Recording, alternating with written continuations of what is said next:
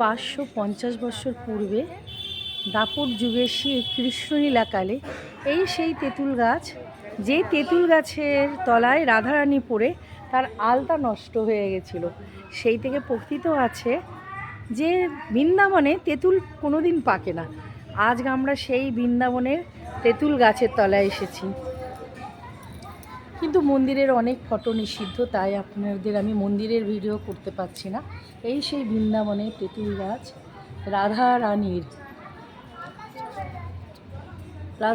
আলতা খারাপ করে দিয়েছিল, তাই বাইরের দিকটাই দেখালাম আপনাদের। আর পাশেই যমুনা বয়ে চলেছে, যমুনা নদী, পাশেই যমুনা নদী। আর এই যে সবাই আমরা বৃন্দাবনে, এই সেই তেঁতুল গাছ।